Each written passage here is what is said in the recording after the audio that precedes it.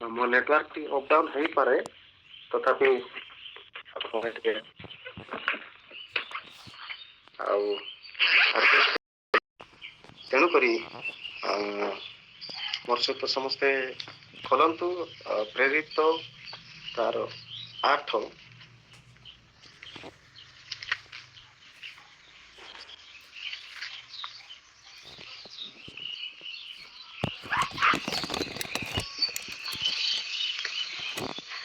26 ରୁ ଆମେ 40 ଯାଏ ଦେଖୁ।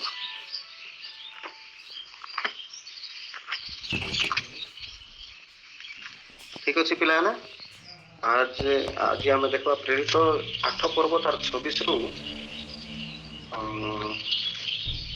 40 ଯାଏ। ଏଠି ଆମେ ଜଣେ ବ୍ୟକ୍ତିଙ୍କ ବିଷୟରେ ଦେଖିବା ଆଉ ତାଙ୍କଠୁ ଆମେ ଶିଖିବା। ଆଉ ଗୋଟେ ପଦ ମୁଁ ପ୍ରଥମେ ପଢିଦେବି।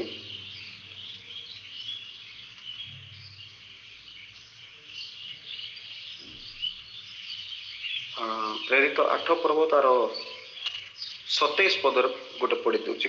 ସେଥିରେ ସେ ଉଠି ଗମନ କଲେ, ଆଉ ଦେଖ ଇଥିଓପିଆ ଦେଶୀୟ ମାନଙ୍କ କାଣ୍ଡାକି ନାମୀ ରାଣୀଙ୍କର ଅଧୀନସ୍ଥ ଜଣେ ଉଚ୍ଚ ପଦ ପ୍ରାପ୍ତ ଇଥିଓପିଆର ନପୁଂସକ, ଯେ ତାଙ୍କ ସମସ୍ତ ଧନ ଭଣ୍ଡାରର ବ୍ୟବର୍ତ୍ତା ଥିଲେ, ସେ ପୂଜା କରିବା ନିମନ୍ତେ ଜେରୁସାଲେମକୁ ଆସିଥିଲେ। ଓଡ଼ିଆରେ ପୂଜା ବୋଲି ଲେଖା ଅଛି, ଆଉ ଯଦି ହିନ୍ଦୀରେ ଯଦି ଆମେ ଦେଖିବା प्रेरित तार 8 तार 27 एपरी भाव लिखाए जे वो उठकर चल दिया और देखो कुछ देश का एक मनुष्य आ रहा था जो खोजा और कुशियों की रानी कांदाके का मंत्री और खोजियो था।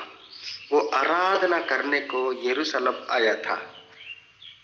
ठीक अच्छे पिलाने इठी आमे ध्यान देवा आमे आराधना एठारे आमे जड़े व्यक्ति को आमे देखि पारुछु जे कि इथियोपिया बोली करी इथियोपियार जड़े नपुंसक जे कि कांडाकी नामी आउ गोटे राणीଙ୍କର ତାଙ୍କ ଉଚ୍ଚ ପଦସ୍ଥ ଗୋଟେ ଅଧିକାରୀ ବ୍ୟକ୍ତି ଆଙ୍କେ ଥିଲେ। ଆଙ୍କେ କ'ଣ କରୁଥିଲେ ଆଉ ଜେରୁସାଲେମରୁ ଗଜା ଆଡ଼କୁ ପଡ଼ି ଅଛି ସେଇ ପଥକୁ ଯାଅ ଆଙ୍କେ ଜେରୁସାଲେମକୁ ଯାଉଥିଲେ। ଠିକ ଅଛି, ଜେରୁସାଲେମକୁ କ'ଣ କରିବାକୁ ଯାଉଥିଲେ? ଜେରୁସାଲେମକୁ ନିଜ ରଥରେ ବସିକି, କାରଣ ସେ ଜଣେ ଉଚ୍ଚ ପଦସ୍ଥି ଥିଲେ, ଧନୀ ବ୍ୟକ୍ତି ଥିଲେ, ତାଙ୍କ ପାଖରେ ସବୁ ଅଧିକାର ଥିଲା। ତେଣୁକରି ସେ ତାଙ୍କେ କ'ଣ କଲେ? ରଥରେ ବସିକି ଯାଉଛନ୍ତି। କୋଉଠିକୁ ଯାଉଛନ୍ତି? ଜେରୁସାଲେମକୁ ଯାଉଛନ୍ତି। ଜେରୁସାଲେମ କ'ଣ ପାଇଁ ଯାଉଥିଲେ? ଯେ ଆରାଧନା କରିବା ପାଇଁ ଯାଉଥିଲେ। ହିନ୍ଦୀ ଭାଷାରେ ଆରାଧନା ଲେଖା ଅଛି, ଓଡ଼ିଆରେ ପୂଜା ବୋଲି ଲେଖା ଅଛି।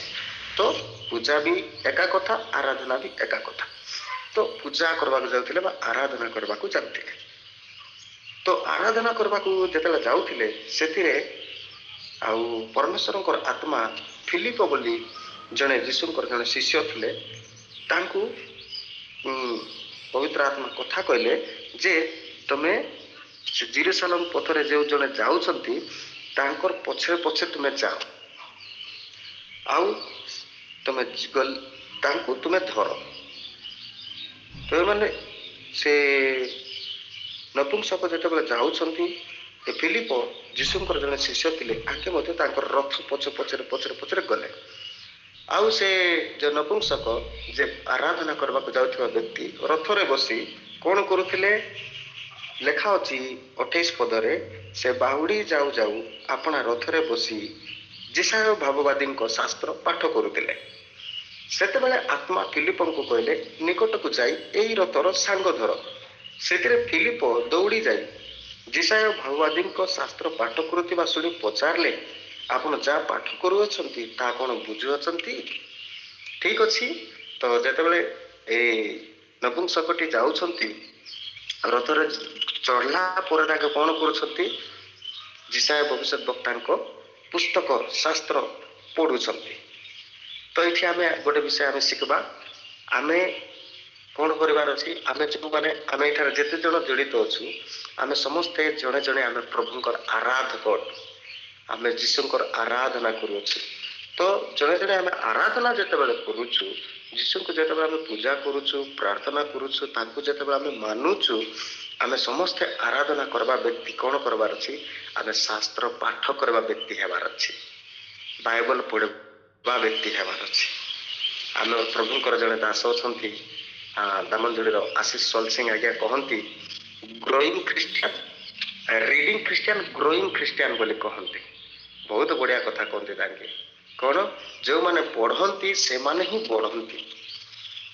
ଯେଉଁ ଖ୍ରୀଷ୍ଟିଆନ ମାନେ ବାଇବଲ ପଢ଼ନ୍ତି ନାହିଁ ସେମାନେ କେବେ ବି ଆଗକୁ ବଢ଼ି ପାରନ୍ତି ନାହିଁ, ତାଙ୍କର ଆତ୍ମିକ ଅଭିବୃଦ୍ଧି ବିଲକୁଲ ହୁଏ ନାହିଁ। ତେଣୁକରି ଆମେ କୁନି କୁନି ବୟସରେ, ଛୋଟ ଛୋଟ ବୟସରେ ଆମମାନଙ୍କୁ ପ୍ରଭୁ ସାହାଯ୍ୟ କରନ୍ତୁ। ଆମେ କ'ଣ କରିବା? ଆମେ ଶାସ୍ତ୍ର ପାଠ କରିବା ଗୋଟେ ପ୍ରଭୁଙ୍କର କୁନି କୁନି ପିଲା ହେବା, ବାଇବଲ ପଢ଼ିବା ପିଲା ହେବା। ତ ସେ ବ୍ୟକ୍ତି କ'ଣ କରୁଥିଲେ? ତାଙ୍କେ ଏଡ଼େ ବଡ଼ ପଦବୀ ଥିଲା ତାଙ୍କ ପାଖରେ, ଏଡ଼େ ବଡ଼ ଉଚ୍ଚ ପଦବୀ, ଏତେ ବଡ଼ ଅଧିକାରୀ ହେଲେ ମଧ୍ୟ ତାଙ୍କେ କ'ଣ କରୁଥିଲେ? ଶାସ୍ତ୍ର ପାଠ କରୁଥିଲେ। ତ ଆମେ ମଧ୍ୟ ବାଇବଲ ପାଠ କରିବା। ତ ଯେତେବେଳେ ତାଙ୍କେ ଶାସ୍ତ୍ର ଯିଶାୟା ଭବିଷ୍ୟତ ବକ୍ତାଙ୍କର ଶାସ୍ତ୍ରଟା ତାଙ୍କେ ପଢ଼ୁଥିଲା ବେଳେ ଯୀଶୁଙ୍କର ଶିଷ୍ୟ ଫିଲିପ ତାଙ୍କୁ ଯାଇକରି ପଚାରିଲେ ଯେ ଆପଣ ଯାହା ପଢ଼ୁଛନ୍ତି କ'ଣ ତା ବୁଝିପାରୁଛନ୍ତି କି ବୋଲିକି ପଚାରିଲେ। ତାପରେ ସେ ବ୍ୟକ୍ତି କହିଲେ, ମୋତେ କିଏ ବୁଝେଇ ନଦେଲେ ମୁଁ କେମିତି ବୁଝିପାରିବି, ଏଇଭଳିଆ କହିଲେ। ତାପରେ ସେ ବ୍ୟକ୍ତି ଫିଲିପଙ୍କୁ କହିଲେ, ଆଉ ମୁଁ ଆପଣଙ୍କୁ ଅନୁରୋଧ କରୁଛି ଟିକେ ରଥରେ ଆପଣ ଚଢ଼ନ୍ତୁ ଆଉ ମୋତେ ଟିକେ ବୁଝେଇ ଦିଅନ୍ତୁ। ହାଲେଲୁୟା। ତ ଏଠି ଆମେ ଆଉ ଗୋଟେ ବିଷୟ ଆମେ ଶିଖିବା। କ'ଣ? ଆମେ ଯେତେବେଳେ ପଢ଼ୁଛୁ, ଆମେ ଯେତେ ଜଣ ଆମେ ଆରାଧନା କରୁଛୁ ଯୀଶୁଙ୍କୁ, ଜୀବିତ ପରମେଶ୍ୱରଙ୍କର, ତ ମାନେ ପ୍ରଥମେ ତ ଆମେ ବାଇବଲ ପଢ଼ିବା ବ୍ୟକ୍ତି ହେବା। ଦ୍ୱିତୀୟରେ ଆମେ ଯାହା ପଢ଼ୁଛୁ ସେଇଟା ଆମେ ବୁଝିବା ବ୍ୟକ୍ତି ହେବା। ଠିକ୍ ଅଛି? ଆମେ ତ ଏବେ ଛୋଟ ଛୋଟ ଅଛୁ, ବୁଝିବା ପାଇଁ କଷ୍ଟ ହେବ। ପ୍ରାର୍ଥନା କରିବା, ପବିତ୍ର ଆତ୍ମା ସାହାଯ୍ୟ କରିବେ। ବାଇବଲରେ ଲେଖା ଅଛି ଯେ ପବିତ୍ର ଆତ୍ମା ଆମମାନଙ୍କୁ ସାହାଯ୍ୟ କରିବେ, ସେ ସାହାଯ୍ୟକାରୀ ଆତ୍ମା। ତ ଆମେ ପ୍ରାର୍ଥନା କରିବା, ପ୍ରଭୁ ମୋତେ ସାହାଯ୍ୟ କର, ଏବେ ଯାହା ବି ମୁଁ ଏଇ ବାଇବଲ ପଢ଼ୁଛି, ଯେଉଁ ବିଷୟ ପଢ଼ୁଛି ମୋତେ ବୁଝିବା ପାଇଁ ସାହାଯ୍ୟ କର। ଆମେ ଯଦି ବୁଝିପାରିବା ନା, ପବିତ୍ର ଆତ୍ମା ବୁଝେଇବେ। ଆଉ ଆମେ କ'ଣ କରିବା? ଆମ ମା ବାପା ମାନଙ୍କୁ ମଧ୍ୟ କହିବା ଏ ବିଷୟରେ ଟିକେ ବୁଝେଇ ଦିଅନ୍ତୁ। ବୁଝା ପଡ଼ୁଛି? ତ ଯେତେବେଳେ ଫିଲିପ ଆଉ ଗଲେ ତାଙ୍କୁ ପଚାରିଲେ କ'ଣ ପଢ଼ୁଛ? ତାପରେ ସେ ଯେଉଁ ବିଷୟଟି ପଢ଼ୁଥିଲେ ତାହା ଆମେ ପାଇପାରିବା ଯିଶାୟା ଭବିଷ୍ୟତ ବକ୍ତାଙ୍କ ଶାସ୍ତ୍ରଟା ନା। ତ ଯିଶାୟା 53 ପର୍ବ 7 ପଦଟି ପଢ଼ୁଥିଲେ ତାଙ୍କେ। ଆମେ ଏବେ ପ୍ରେରିତ 8 ପର୍ବରେ ଅଛୁ, କିନ୍ତୁ ଯିଶାୟା ଭବିଷ୍ୟତ ବକ୍ତାଙ୍କ ଶାସ୍ତ୍ରଟି ପଢ଼ୁଥିଲେ। ମାନେ ଯିଶାୟା ଆଉ 57 ପର୍ବ 53 ପର୍ବ ତାର 7 ପଦରେ ସେ ବିଷୟଟି ଲେଖା ହେଇଛି। କ'ଣ ଲେଖା ହେଇଛି? ଶାସ୍ତ୍ରର ଯେଉଁ ଅଂଶ ସେ ପାଠ କରୁଥିଲେ ତାହା ଏହି, ସେ ମେଷ ତୁଲ୍ୟ ହତ ହେବା ନିମନ୍ତେ ନୀତ ହେଲେ, ପୁଣି ଲୋମଚ୍ଛେଦକ ସମ୍ମୁଖରେ ମେଷ ଶାବକ ଯେପରି ନୀରବ ରୁହେ ସେହିପରି ସେ ଆପଣା ମୁଖ ପିଠାଇଲେ। ତାହାଙ୍କ ଅବନତ ହେବାରେ ତାହାଙ୍କ ଦଣ୍ଡ ଅପସାରିତ ହେଲା। ତାହାଙ୍କ ବଂଶ କିଏ ବର୍ଣ୍ଣନା କରିପାରିବ? କାରଣ ତାହାଙ୍କ ପ୍ରାଣ ପୃଥିବୀରୁ ଅପସାରିତ ହେଲା। ଏଇ ବିଷୟଟି ସେ ବ୍ୟକ୍ତିଟି ପଢ଼ୁଥିଲେ। ଏଟା ପଢ଼ୁଥିଲେ, କିନ୍ତୁ କାହା ବିଷୟରେ ଲେଖା ହେଇଛି ଆଉ ତାଙ୍କୁ ନିଜକୁ ବି ଜଣା ପଡ଼ୁନଥିଲା, ବୁଝିପାରୁନଥିଲେ ଏଟା କାହା ବିଷୟରେ ଲେଖା ହେଇଛି। ଏଠି ତ ମେଷ ମେଷ ମେଷ ଲେଖା ହେଇଛି, ମେଷ ତୁଲ୍ୟ ହତ ହେବେ ଆଉ ହତ ହେବା ନିମନ୍ତେ ନୀତ ହେଲେ, ଏଇଭଳିଆ ଲେଖା ହେଇଛି। ଏଟା କାହା ବିଷୟରେ ଲେଖା ହେଇଛି ବୋଲି ତାଙ୍କେ ବୁଝିପାରୁନଥିଲେ। ତେବେ ଆଉ ଫିଲିପଙ୍କୁ ପଚାରିଲେ, ମୁଁ ଆପଣଙ୍କୁ ନିବେଦନ କରୁଛି, ଭାବବାଦୀ କାହା ବିଷୟରେ କଥା କହୁଛନ୍ତି? ଆପଣା ବିଷୟରେ ନା ଆଉ କାହା ବିଷୟରେ? ଆପଣ ଟିକେ ବୁଝେଇ ଦିଅନ୍ତୁ ବୋଲିକି କାହାକୁ କହିଲେ? ଫିଲିପଙ୍କୁ କହିଲେ। ଫିଲିପ କିଏ? ଯୀଶୁଙ୍କର ଜଣେ ଶିଷ୍ୟ। ତାପରେ ଆଉ ଫିଲିପ ତାକୁ ବୁଝେଇବାକୁ ଆରମ୍ଭ କଲେ। ଏଇଠାରେ କାହା ବିଷୟରେ ଲେଖା ହେଇଛି? ପ୍ରକୃତରେ ଯୀଶୁଙ୍କ ବିଷୟରେ ଲେଖା ହେଇଛି। ସେ ଭାବବାଦୀ ଆଉ ଯିଶାୟା ଭାବବାଦୀ ଲେଖିଥିଲେ ଯୀଶୁଙ୍କ ବିଷୟରେ। ଆମେ ଜାଣିଛୁ ନା, ଯୀଶୁ ଖ୍ରୀଷ୍ଟଙ୍କର କିଛି ବି ପାପ ନଥିଲା। ତାଙ୍କର ମାନେ କିଛି ବି ପାପ ନଥିଲା। ତଥାପି ଯେମିତି ଆମେ ମେଷକୁ, ମେଣ୍ଢାକୁ ଆଉ ବିଜାତୀୟ ଲୋକମାନେ ଯେତେବେଳେ ତାଙ୍କର ପୂଜା ବିଧି କରନ୍ତି, ମେଣ୍ଢାକୁ ନେଇକି କ'ଣ କରନ୍ତି? ପୂଜା କରୁ, ମାନେ ବଳି ଦିଅନ୍ତି। ବଳି ଦେଲା ବେଳକୁ ସେ ମେଣ୍ଢା ଚୁପଚାପ ଥାଏ, ସେମିତି ଯୀଶୁ ମଧ୍ୟ କ'ଣ କଲେ, ତାଙ୍କର କିଛି ପାପ ନଥିଲା କିନ୍ତୁ ତାଙ୍କୁ ଅପରାଧୀ କରାଗଲା, ତାଙ୍କୁ ପାପୀ କରାଗଲା। ତାପରେ ସେ ତାଙ୍କୁ ଦଣ୍ଡ ଦେଲା ବେଳକୁ ମଧ୍ୟ ତାଙ୍କ ପାଟି ମଧ୍ୟ ଖୋଲିଲେ ନାହିଁ, ଚୁପଚାପ ରହିଲେ। ତାଙ୍କ ବିଷୟରେ ହିଁ ଲେଖା ହେଇଛି ବୋଲିକି ଫିଲିପ ତାଙ୍କୁ ବୁଝେଇବାକୁ ଲାଗିଲେ। ତାପରେ ଫିଲିପ କ'ଣ କଲେ, ତାଙ୍କୁ ଯୀଶୁଙ୍କର ସୁସମାଚାର ପ୍ରଚାର କରିବାକୁ ଲାଗିଲେ, ଯୀଶୁଙ୍କ ବିଷୟରେ ପ୍ରଚାର କରିବାକୁ ଲାଗିଲେ। ପ୍ରଚାର କଲା ପରେ ସେମାନେ ଏମିତି ଯାଉଛନ୍ତି ଜାହାଜରେ, ଯାଉ ଯାଉ ଯାଉ ଯାଉ କ'ଣ ହେଲା, ଗୋଟେ ଜଳାଶୟ ଦେଖାଗଲା।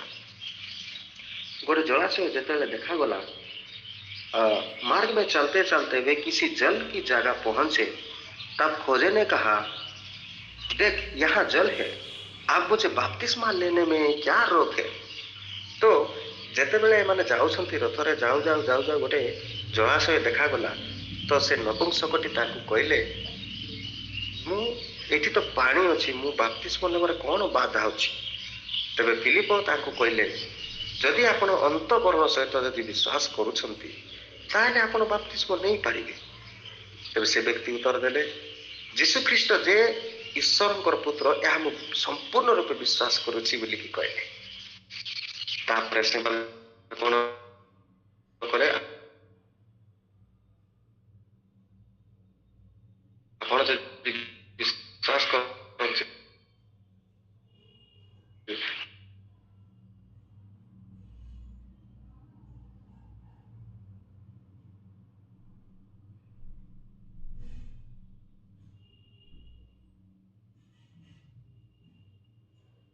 ତେବେ ରଥକୁ ରଖନ୍ତୁ ଆଉ ଚାଲନ୍ତୁ ଜଳ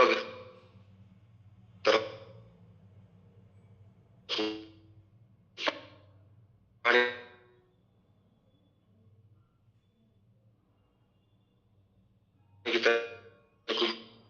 ଗଲେ।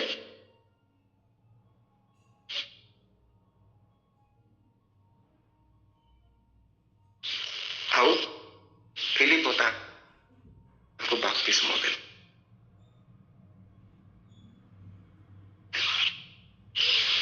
ଆଉ ସେମାନେ ଯେତେବେଳେ ବାପ୍ତିସ୍ମ ଦେଲା ପରେ ଯେତେବେଳେ ପାଣିରୁ ଉଠିଲେ, ପ୍ରଭୁଙ୍କର ଆତ୍ମା ଫିଲିପଙ୍କୁ ନେଇଗଲେ। ଆଉ ସେ ନପୁଂସକ ତାଙ୍କୁ ଆଉ ଦେଖି ପାରିଲେ ନାହିଁ। ତାପରେ ସେ କ'ଣ କଲେ, ଆନନ୍ଦ କରୁ କରୁ ନିଜ ପଥରେ ଚାଲିଗଲେ। ଏତିକି ଘଟଣା ହୋଇଥାଇପାରେ, ଆମେ ଅନେକ ଥର ଆଉ ସଣ୍ଡେ ସ୍କୁଲରେ ବି ଶୁଣିଥାଇପାରୁ। ଆଉ ବେଳେବେଳେ ପ୍ରଭୁଙ୍କର ଦାସମାନେ ମଧ୍ୟ ଆମକୁ କହିଥାନ୍ତି ମଣ୍ଡଳୀରେ ଦେଖାଯାଏ। ଦେଖନ୍ତୁ, ଆଉ ଗୋଟେ ମୁଁ ଗୋଟେ କଥା କହୁଛି, ଯେଉଁମାନେ ବାଇବଲ ପଢ଼ନ୍ତି ସେମାନେ ଜାଣନ୍ତି ଯେ ଆଗକୁ କ'ଣ ହବ କ'ଣ ନାହିଁ, ଆଗାମୀ ଦିନମାନଙ୍କୁ କ'ଣ ହବ। ତେଣୁକରି ଆମେ ପ୍ରଥମେ ତ ବାଇବଲ ପଢ଼ବା ବ୍ୟକ୍ତି ହେବା। ଯାହା ବି ପଢ଼ୁଛୁ, ଯାହାଙ୍କର ବିଷୟ ଯେମିତି ନପୁଂସକଟି ପଢ଼ୁଥିଲେ, କେମିତି କାହା ବିଷୟରେ ପଢ଼ୁଥିଲେ ତାଙ୍କେ ବୁଝିପାରୁନଥିଲେ। ଆମେ ଯେତେବେଳେ ବି ଆମେ ସଣ୍ଡେ ସ୍କୁଲ ଆଟେଣ୍ଡ କରୁଛୁ କିମ୍ବା ଘରେ ବି ଅଛୁ, ଆମେ ଅନ୍ୟମାନଙ୍କୁ ପଚାରି ବୁଝିବା ଯେ ଆମେ ଯାହା ବୁଝିପାରୁନୁ ସେଟା ବୁଝିବା, ପଚାରିକି ବୁଝିବା। ତ ପ୍ରଥମେ ଆମେ ଆରାଧନା କରିବା ବ୍ୟକ୍ତି, ପ୍ରଥମେ ଆମେ କ'ଣ ଆମର କର୍ତ୍ତବ୍ୟ ହେଉଛି ଆଉ ବୁଝିବାର ଅଛି। ଯାହା ବି ଆମେ ପଢ଼ୁଛୁ, ବାଇବଲ ଯେତେବେଳେ ପଢ଼ୁଛୁ ଆମେ ବୁଝିବା ବ୍ୟକ୍ତି ହେବା। ତ ବୁଝିବା ବ୍ୟକ୍ତି ହେବା। ଦ୍ୱିତୀୟ ବିଷୟ, ଆଉ ଆମେ ଯାହା ପଢ଼ୁଛୁ, ଯାହାଙ୍କ ବିଷୟରେ ଆମେ ପଢ଼ୁଛୁ,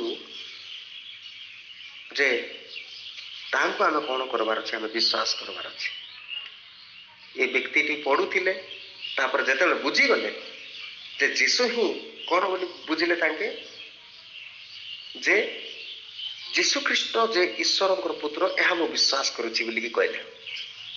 ମାନେ ଆମେ ଯେତେବେଳେ ବାଇବଲ କିଏ, ବାଇବଲ କ'ଣ, ବାଇବଲ ହେଉଛି ଈଶ୍ୱର। ଜନ 1:1 ଲେଖା ଅଛି ନା, ଆମେ ଜାଣିଛୁ ଯେ ବାକ୍ୟ ହିଁ ଈଶ୍ୱର। ଆମେ ଈଶ୍ୱରଙ୍କୁ ଯଦି ଜାଣିବାର ଅଛି ତ ବାକ୍ୟ ପଢ଼ିବାର ଅଛି। ତାପରେ ବାକ୍ୟ ପଢ଼ୁ ପଢ଼ୁ ପଢ଼ୁ ପଢ଼ୁ ଯୀଶୁ ଆମେ ଏହା ବିଶ୍ୱାସ କରିବାର ଅଛି, ଯୀଶୁ ଖ୍ରୀଷ୍ଟ ହିଁ ଏକମାତ୍ର ଈଶ୍ୱରଙ୍କର ପୁତ୍ର। ଆଉ ଯୀଶୁ ହିଁ ଈଶ୍ୱର, ଆଉ ଯୀଶୁ ହିଁ ମୋର ମୁକ୍ତିଦାତା, ଯୀଶୁ ହିଁ ମୋର ପଥ ପ୍ରଦର୍ଶକ, ଯୀଶୁ ହିଁ ମୋର ବନ୍ଧୁ, ଯୀଶୁ ହିଁ ଆଉ ମୋର ଉଦ୍ଧାରକର୍ତ୍ତା। ଏସବୁ ଆମକୁ ବିଶ୍ୱାସ କରିବା। द्वितीय विषय। तृतीय विषय कौन करवा आम जो विश्वास कलु तो यही नपुंसक व्यक्ति कौन कले विश्वास कला जीशु को ग्रहण कले माने बपतिस्म नेले ग्रहण कले तो आम कौन करवा आम कौन करवा जीशु को आम ग्रहण करवा अर्थात बपतिस्म नेबा आउ सत्यता जानिबा आउ जीशु को आम जीवन रे जगह देबा हृदय रे जगह देबा तेबे आम मान को शेष रे कौन है आम शेष रे आंकर जीवन केमती थिला आराम रे आंकर जीवन टा दुखमय थिला माने कौन सी विषय आम जो बुझी पारि न था से आमको टिके दुख लगे अरे माने मन टिके ठीक लगे ना जो आम कौन सी विषय आम बुझी जाऊ से आम को माइंड फ्री लगे टिके भल लगे यही व्यक्ति कौन कले आम जदि 39 पदर जदि देखबा से माने जल मध्य उठी आसते प्रभुंकर आत्मा फिलिपन को नहीं गले पुणी नपुंसक तांको आउ देखिले ना तथापि से आनंद करू करू अपना पथरे चली गले आम तीन टा विषय जदि आम जीवन रे थिबो जेमती आके आनंद कले आम जदि जहाँ पढ़ुछु बाइबल जहाँ पढ़ुछु आम सेटा जदि बुझी जीवा आउ जहाँ विषय आम पढ़ुछु जीशु को जदि आम एकमात्र ईश्वर जीशु ही ईश्वर बोली आम जो विश्वास करबा आ विश्वास करी तांको जदि आम ग्रहण करबा बा बपतिस्म नेबा बा तांको आम हृदय रे जदि जगह देबा तबे आम जीवन रे आनंद प्रकृत आनंद आसीबो जाना पड़ुछि ना तो प्रभु आम मान को आशीर्वाद करंतु मैं विश्वास करुछि आम समस्ते आ बुझिथिबु आ तो तीनटा विषय आम आराधना करबा व्यक्ति माने रियल क्रिश्चियन बा प्रकृत क्रिश्चियन मानक जीवन रे ये तीनटा विषय रहिबा निहाती जरूरी नइले आम बाइबल पढ़ुथिबु आम किछि बुझु नथिबु आम सबुदिन संडे स्कूल जॉइन करुथिबु गिरजा मध्य जाउथिबु घरे मध्य माँ बापा सहित प्रार्थना बसुथिबु आमको किछि बुझु नथिबु तापरे आम जेतेले स्कूल जीवा कि कुआड़े खेलबा पाई जाइथिबा कि के जदि पचारबे तबे कि धर्म बोली कि पचारबे आम कहबा आम क्रिश्चियन माँ बापा क्रिश्चियन आम मो भी क्रिश्चियन हेले क्रिश्चियन माने कोन तुम कार सेवा करूछ कोन सब पचारले आम कहि पारबा नाही काई ना आम बुझिनु तेणु करी आम धीरे धीरे आम मान को आउ मधुस्मिता आंटी आउ पद्मिनी लुगुन आंटी आउ मिखाइल सया अंकल समस्त आम को प्रतिदिन संडे स्कूल रे शिखौछंती तो आम जहाँ भी शिखुछु आम घरे जाइकी से विषय रे पुणी थोड़े टिके आम पढ़िबा टिके बुझिबा आउ बुझी आम जीशु को विश्वास करबा कारण क्रिश्चियन लोक माने बाइबल रे लिखा जाए धार्मिक केमिति बचिबो धार्मिक व्यक्ति विश्वास रे बचिबो आउ कोन बाइबल रे लिखा जाए जदि 11 पर्व तार 6 पद रे जदि देखबा सेटर लिखा अछि जदि आम परमेश्वर को अर्थात ईश्वर को आम खुशी करबार अछि तबे विश्वास द्वारा ही आम खुशी करै पारबा प्रभु को जदि आम खुशी करबा तो केउ माध्यम रे विश्वास माध्यम रे हमर विश्वास देखि परमेश्वर खुशी आम ताको विश्वास करूछु आ जीशु को आम आम त्राणकर्ता रूपे आ ईश्वर ही आ जीशु ही आम एकमात्र ईश्वर बोली आम विश्वास करबा ग्रहण करबा तेरे प्रभु आम प्रकृत क्रिश्चियन लाइफ अन्य माने देखिबे आम द्वारा अन्य माने आशीर्वाद पाइबे ता सहित आम जीवन रे रियल आनंदटा पाइबा रियल हैप्पीनेस रियल जॉय सेतेबेला प्रेज द लॉर्ड हालेलुया मैं विश्वास करुछि हम समस्त बुझिथिबु प्रभु अल्प भाग्य द्वारा आम मान को आशीर्वाद करत धन्यवाद praise the Lord amen amen.